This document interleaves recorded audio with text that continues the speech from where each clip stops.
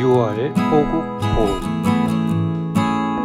캐나다의 한 노신사가 현대자동차를 구매하려고 매장을 방문했습니다. 그 자리에서 노신사는 구매 계약을 하면서 딜러에게 한국에 대한 이야기 하나를 들려주었습니다. 딜러는 이 말을 흘려듣지 않았습니다. 노신사가 차를 찾기로 한 날 현대차 딜러가 준비한 생각지도 못한 선물에 노신사는 그 자리에서 아이처럼 펑펑 울고 말았습니다. 지금부터 현대차 딜러가 준비한 특별한 선물을 알아보겠습니다. 캐나다의 노신사 도널드 엘리엇이는 캐나다 온타리오주에 있는 현대차 미시소 거점을 방문해서 구매 상담을 합니다. 엘리엇이는 자신을 맞아주던 동양인 딜러를 물끄러미 바라보다가 그에게 혹시 한국인인가요? 하고 물었습니다. 동양인 딜러가 한국인 맞다고 하자 엘리엇이는 반가워하며 이야기를 시작했는데요. 그럼 내 이야기 좀 들어보겠소? 캐나다에서 쭉 살아온 엘리엇이가 왜 한국이란 말에 반가움을 느낀 걸까요? 멀고도 가슴 아픈 나라, 그의 입에서는 가슴 아픈 사연이 흘러나왔습니다. 큰형이 한국전쟁에 참전했다가 전사했습니다. 그런데 당시에 돈이 너무 많이 들어 가보지도 못했고 이제는 무덤이 어디 있는지 알 수 없어 가볼 수도 없습니다. 60년 전 머나먼 낯선 나라의 자유를 지키기 위해 떠난 형이 영원히 돌아오지 못하고 어려운 형편에 형의 묘지조차 찾지 못한 채 이렇게나 세월이 흘러버린 것인데요. 하지만 그는 한국을 원망하지 않았습니다. 한국은 자신의 형이 피를 흘리며 자유를 지켜준 나라라며 자랑스러워했습니다. 당시 큰 형이 20살이었으니 어린 엘리엇이가 한국을 방문하기는 어려웠을 것이었습니다. 아무리 많은 시간이 흘렀다 해도 어렸을 적 형에 대한 그리움은 사라지지 않고 그의 가슴에 남아 있었는데요. 그 그리움이 한국인 딜러를 보자 터져 나왔던 것입니다. 이 말을 묵묵히 듣고 있던 한국인 딜러 신상묵 씨는 뭔가 자신이 도울 수 있는 게 없을까 생각하다가 한 가지를 물어봤습니다. 형님의 성함을 알 수 있을까요? 로이 더글라스 엘리엇입니다.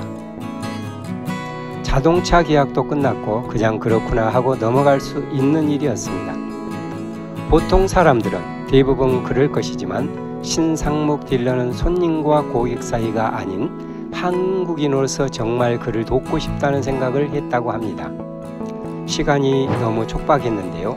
차량 출고까지 남은 시간 3일, 72시간 안에 정보를 찾아야만 했습니다. 거기 로이 더글라스 엘리엇 씨의 묘비가 있습니까?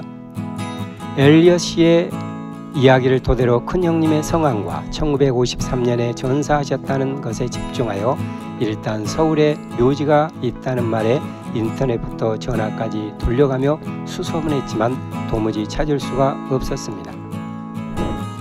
이름 하나만 가지고 묘비를 찾는다는 것이 결코 쉬울 리가 없었는데요. 시간이 흘러 차가 나오는 날 오전이 되었지만 별다른 성과가 없었습니다.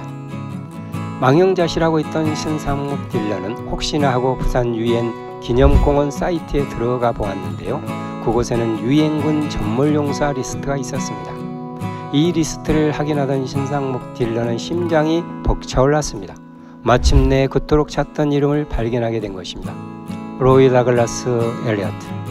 사이트에는 묘비 사진까지 올라와 있었는데요. 곧바로 사진을 현상해서 액자에 넣었습니다.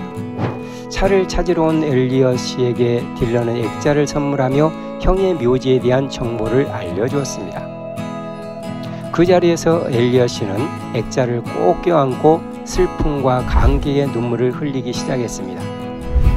60년 만에 큰형님 소식을 알게 되었으니 그 감정은 누구도 감히 표현할 수 없었을 것입니다. 고맙습니다. 고맙습니다. 엘리엇 씨는 연신 고맙다는 말을 되뇌었습니다. 이에 신상묵 딜러는 이런 말을 건네었습니다. 당신의 큰 형님 덕분에 제가 여기에 있을 수 있습니다. 오히려 제가 더 고맙습니다. 이 사연이 신상묵 딜러의 페이스북에 올라오며 세상에 알려지게 되었습니다. 많은 한국인들이 고마운 마음을 공감하며 이야기가 퍼져나가게 되었고 한국 정부에서도 그의 사연을 알게 되었는데요. 곧 엘리엇씨에게 또 다른 반가운 소식이 전해졌습니다. 국가보훈처에서 엘리엇씨를 한국으로 초청해 감사함을 전한 것입니다. 형님을 기억해 주셔서 감사합니다. 한국의 자유를 지키기 위해 낯선 나라에서 자신을 희생한 용사들, 그리고 그들에 대한 고마움을 잊지 않았던 신상목 딜러, 이들이 만들어낸 기적 같은 이야기였습니다. 캐나다는 6.25 때 미국, 영국에 이어 세 번째로 많은 27,000여 명을 파병 516명이 전사를 했고 30여 명이 실종, 1,200여 명이 부상을 당했습니다. R.D. 엘리엇 상병이 속했던 캐나다 제2보병대대 1951년 4월 가평 전투를 승리로 이끄는 데 큰 공을 세운 부대, 중공군이 캐나다군이 있지 곳을 주요 공세의 목표로 지정하면서 캐나다군이 많은 피해를 입을 수밖에 없었습니다. 그러나 캐나다군은 절대 그곳을 뚫려서는 안 된다며 끝까지 사수하는 데 성공하였습니다. 캐나다군이 한국에서 수행한 작전 중 가장 위대한 전투입니다. 낯선 나라의 자유를 위해 기꺼이 달려와준 당신들이 있었기에 한국은 아픔을 딛고 일어섰습니다. 모든 참정 용사의 희생과 공헌을 가슴 깊이 새기겠습니다. 6월은 호국 보훈의 달입니다. 나라 위에 목숨 바친 순국선열 호국 영령들께 깊은 감사를 드립니다.